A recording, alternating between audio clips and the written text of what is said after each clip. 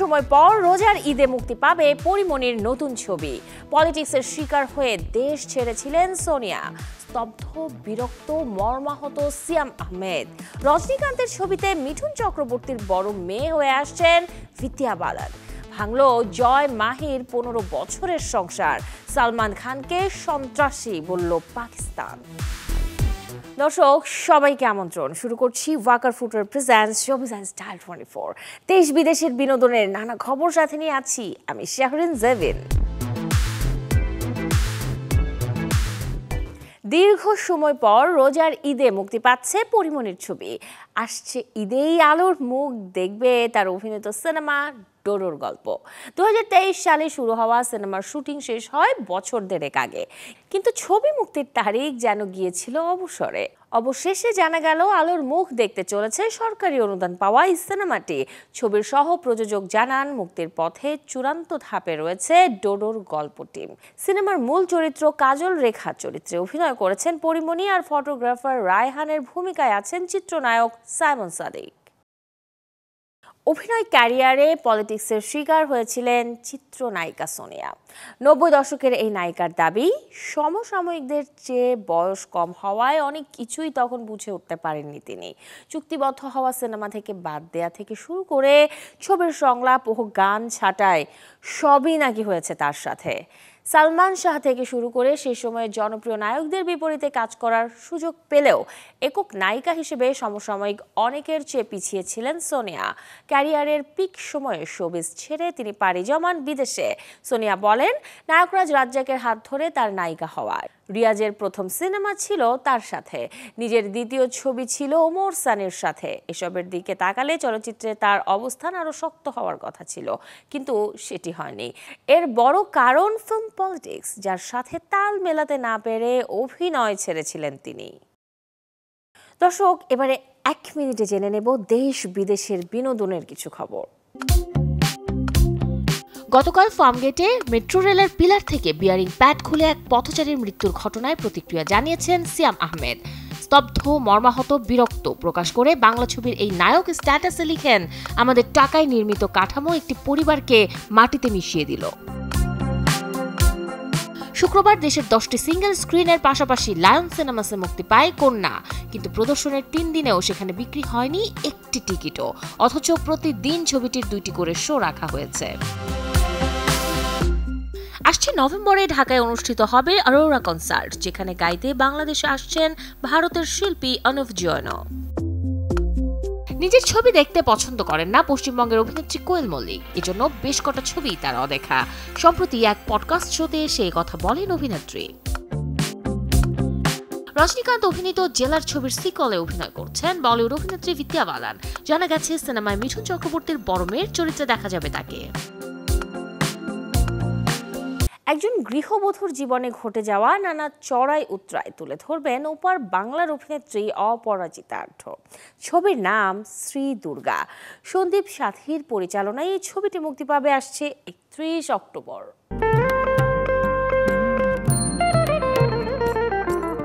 এক পুরনো ভিটে, মাটির গন্ধ আর অতীতের অন্ধকারে ঢাকা কিছু গোপন কথা, এ নিয়েই শুরু হচ্ছে নতুন এক গল্প শ্রী দুর্গা। কবির দোনা সাহা, পাপিয়া সেন এবং বুদ্ধদেব ভট্টাচার্যকে। আসছে 31 অক্টোবর। প্রেক্ষাগৃহে মুক্তি পেতে যাচ্ছে 2025 সালের অন্যতম আলোচিত Bangla thriller Shri Durga. Desk report, channel 24। আবারও বিচ্ছেদের গল্পে বলিউড তারকা দম্পতি। এবারে 15 বছরের সংসার জীবনের ইতি টেনেছেন হেড স্টোরি খ্যাত নায়ক জয় ভানুশালী ও ছোট পর্দার অভিনেত্রী মাহি ভিজ। ভারতীয় গণমাধ্যম সূত্র মতে জয় মাহির সম্পর্ক ভাঙনের মূল কারণ হিসেবে উঠে এসেছে বিশ্বাসজনিত সমস্যা। অন্যদিকে মাহির ঘনিষ্ঠ সূত্র জানায়, এই কারণেই তাদের সম্পর্কের দূরত্ব তৈরি হয়, যা শেষ পর্যন্ত বিচ্ছেদে গড়ায়।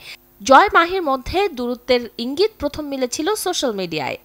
একসময় একসঙ্গে পারিবারিক ব্লগ ভিডিও বানাতেন, একে অপরের সঙ্গে পোস্টও করতেন, কিন্তু গত 1 বছরে সেই সব বন্ধ। চলতি বছরের আগস্টে সব শেষ তাদের একসঙ্গে দেখা গেছে মেয়ে তারার জন্মদিনে, যেখানে দূরত্ব স্পষ্ট ছিল এই তারকা জুটির। গিয়েছিলেন সৌদি আরবের এক আয়োজনে অংশ নিতে, সেখানে 3 খানের একজন হয়ে দর্শকও মাতিয়েছিলেন। তবে সেই মঞ্চ থেকেই খেতাব নিয়ে ফিরলেন সন্ত্রাসবাদীর। দর্শক, বলছি সালমান খানের কথা। ঠিকই শুনছেন, ভাইজানকে নিয়ে বর্তমানে চলছে আন্তর্জাতিক বিতর্ক। ঘটনার সূত্রপাত সৌদি আরবের রিয়াদ ফোরামের অনুষ্ঠানে। সেখানে বক্তব্য দেওয়ার সময় বেলুচিস্তানকে পাকিস্তান থেকে আলাদা দেশ হিসেবে উল্লেখ করায় ক্ষোভ ছড়িয়েছে গোটা পাকিস্তান জুড়ে। এরপর থেকে সামাজিক যোগাযোগ মাধ্যমের দাবি, বেলুচিস্তান সরকার নাকি সালমান খানের নাম অন্তর্ভুক্ত করেছে পাকিস্তানের 4th শিডিউলে, যা দেশটির সন্ত্রাস বিরোধী আইনের অ্যান্টি টেরোরিজম অ্যাক্ট 1997 এর আওতাধীন। সামাজিক মাধ্যমে ভাইরাল হওয়া একটি তথাকথিত সরকারি নোটিফিকেশনে সালমান খানের নামের পাশে লেখা রয়েছে আজাদ বেলুচিস্তান ফ্যাসিলিটেটর। তবে পাকিস্তানের কোনো সরকারি দপ্তর এখন পর্যন্ত এই তথ্যের সত্যতা নিশ্চিত করেনি। কিন্তু নেট দুনিয়ায় চলছে এই বিষয়ে ব্যাপক তর্ক বিতর্ক। 90 দশকের প্রেমের গল্পের সিনেমা জেসি ওয়ার্স জেসি, যেটি পরিচালনা করেছেন হর্ষবর্ধন সিং দেও, যেখানে অভিনয় করেছেন রণবীর শোরে, ক্রুজা কাপুরের মতো শিল্পীরা। আর এই ছবিটি দেখা যাবে 7 নভেম্বর বলিউড প্রেক্ষাগৃহে। বলিউডে এবার ফিরছে সেই নির্ভার, মিষ্টি আর নস্টালজিক প্রেমের দিনগুলো। নতুন সিনেমা জেসি ওয়েডস জেসি যেন সময়ের ঘড়িকে ঘুরিয়ে নিয়ে যাচ্ছে সরাসরি 1990-এর দশকে, যেখানে ছিল প্রেমের চিঠি, ল্যান্ডলাইন ফোন, ক্যাসেট টেপ আর ছোট্ট শহরের মিষ্টি ভুল বোঝাবুঝি। সম্প্রতি মুক্তি পেয়েছে পরিচালক Harshvardhan Singh দেওয়ের JC weds JC ছবির 2 মিনিট 13 সেকেন্ডের একটি ট্রেলার, যেখানে পরিচালক নিয়ে আসছেন একদম ভিন্নধর্মী রোম্যান্টিক কমেডি, যেখানে প্রেম, বিভ্রান্তি আর হাসির রোলার কোস্টার একসঙ্গে ছুটে চলেছে হালদানির রঙিন পটভূমিতে। গল্পের কেন্দ্রে এক জেসি, যে নিজের জীবনের ভালোবাসা খুঁজে পায় আরেক জেসিতে, কিন্তু ভাগ্যের খেলা এমনই, আরেক জেসি এসে গুলিয়ে দেয় পুরো প্রেমের সমীকরণ। ছবিতে বর্ধন সিং দেওয়ের পাশাপাশি অভিনয় করতে আরও দেখা গেছে রণবীর শোরে, সিকান্দার খের ও রেহমাত রতনকে।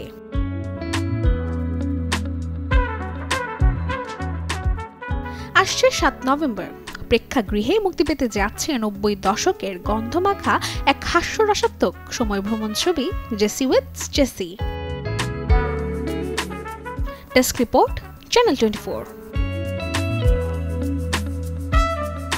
বলিউডে এবারে শুরু হয়েছে একসঙ্গে 3 তারকার লড়াই। জানা গেছে নির্মাতা আনিস বজমের নতুন ছবির রাম और শ্যামের প্রধান চরিত্রে দেখা যেতে পারে রণবীর কাপুর, রণবীর সিং এবং কার্তিক আরিয়ানকে। যদিও ছবির নাম শুনলেই মনে পড়ে যায় দিলীপ কুমারের 1967 সালের ক্লাসিক রাম और শ্যামের কথা। তবে ভারতীয় এক সংবাদ মাধ্যমের সূত্র মতে এটি কোনো রিমেক নয়, বরং আধুনিক প্রজন্মের জন্য এক নতুন আঙ্গিকে তৈরি করা হবে এই সিনেমার গল্পটি। জানা গেছে এরই মধ্যে শেষ হয়েছে ছবিটির প্রি প্রোডাকশনের কাজ, আগামী বছরই শুরু হতে পারে শুটিং। সিনেমায় থাকছে ডাবল রোলের চমক, আর সেই ভূমিকায় রণবীর কাপুর, রণবীর সিং ও কার্তিক আরিয়ান এখন রয়েছে আলোচনায়। দর্শক, এতক্ষণ ছিলাম বিনোদনের নানা খবরে, এবারে জীবনযাপনের গল্প দেখব, লাইফস্টাইলের কিছু আপডেট। যারা উদ্যোক্তা হতে চাইছেন শুরু করতে শাড়ির ব্যবসা, এই আয়োজনটা হতে পারে তাদের জন্য। কারণ এবারে ঘুরে আসবো শাড়ির পাইকারি বাজার থেকে, যেখান থেকে একরঙা কিংবা বুটিকের শাড়ি কিনে যে কেউ বনে যেতে পারেন উদ্যোক্তা।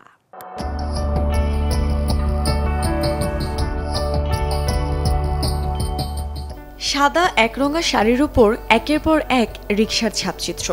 মুহূর্তে এই সাধারণ শাড়িটি পেল নতুন রূপ, নতুন আবেদন। রাজধানীর মিরপুর রোডের বনলতা মার্কেট এখন একরঙা শাড়ির এক জনপ্রিয় ঠিকানা। এখানে পাওয়া যায় নানা রঙের সলিড ফ্যাব্রিকের 12 হাত মাপের রেডিমেড শাড়ি। চাইলে ক্রেতারা থান হিসেবেও কাপড় নিতে পারেন। এই একরঙা শাড়িগুলোর উপর করা যায় যে কোনো ধরনের কাজ, কাটওয়ার্ক, এমব্রয়ডারি, কারচুপি, ব্লক বা অ্যাপ্লিক। একটু সৃজনশীল স্পর্শে বদলে যায় গোটা শাড়ির চেহারা, আর পরিধানকারী ফুটিয়ে তুলতে পারে নিজের স্বকীয়তা। কিছু আছে আপনার হচ্ছে অ্যাপ্লিকের কাজ করে, মানে আলাদা কাপড় কাইটা ওটার ভিতরে ফুল বানায় আর কি নেয়। আবার কিছু লোক আছে ছাপার কাজ করে, আবার কিছু লোক আছে এমব্রয়ডারি করে পাশাপাশি হাতের পাথর বসাইলে কারচুপি টাইপের হয়ে যায়। এক কালার শাড়িগুলোর চাহিদা হচ্ছে আপনার এগুলা নিয়ে বিভিন্ন কাজ করতে পারে, এর জন্য চাহিদা। অনেকে ব্লক প্রিন্ট করতে পারে, অনেকে হ্যান্ড প্রিন্ট করে, অনেকে কাঠচুপির কাজ করে।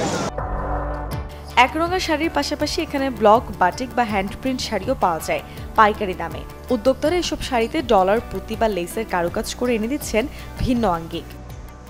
ব্লক করি, সাথে যদি কোনো লেস এটার সাথে যায় সেটা হচ্ছে কাস্টমাইজ করে লাগাই, তারপরে সাথে কিছু ডলার অ্যাড করি বা টার্সেল, যেহেতু এখন সবাই টার্সেলটা খুব বেশি পছন্দ করে অ্যান্ড দেখতেও ক্লাসি লাগে, যার কারণে টার্সেল বলেন বা চিকন যে লেসগুলো আছে এগুলো হচ্ছে ব্যবহার করি। এক কালারের উপর এটা করাটা সুবিধাজনক। আসলে যারা হচ্ছে নারী উদ্যোক্তা আছে, যারা আর কি এখন নতুন করে যেহেতু আপনাদের সব কিছুই অনলাইন প্ল্যাটফর্মে খুব মানে সাড়া পাচ্ছে, তো চাইলে আমরা নিজেরাই তো প্রস্তুতকারক, তো চাইলে আমাদের থেকে প্রোডাক্ট নিয়ে তারা হচ্ছে অনলাইনে সেল করতে পারবে।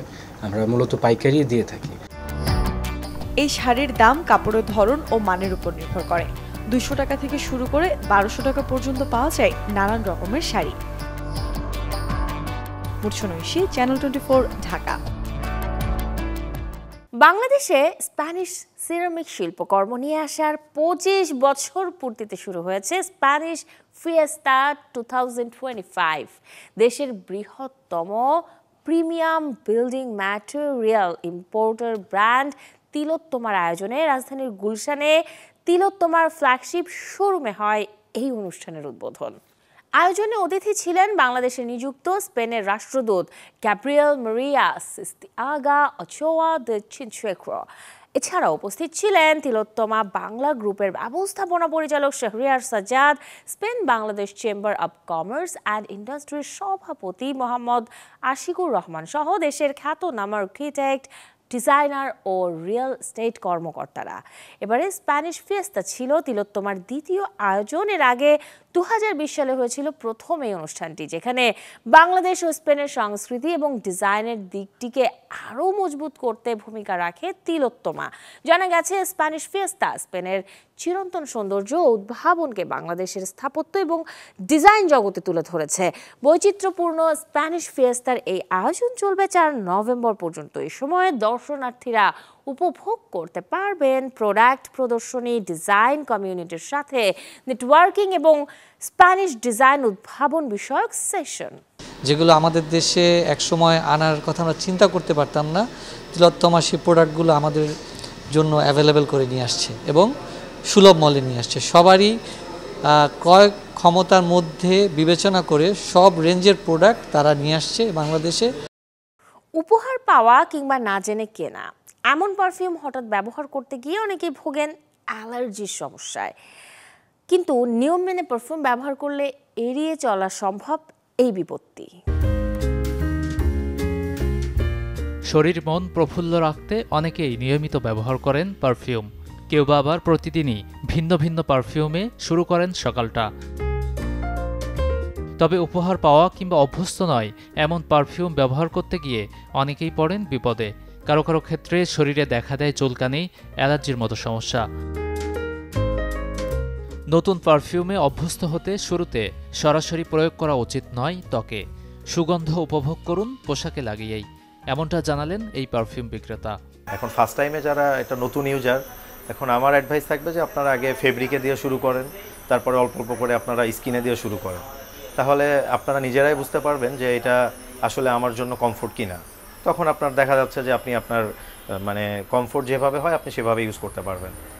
হালকা রঙের পারফিউমগুলো ক্ষতিকর নয় পোশাকের জন্য, এতে ভয় থাকে না দাগ ছোপের।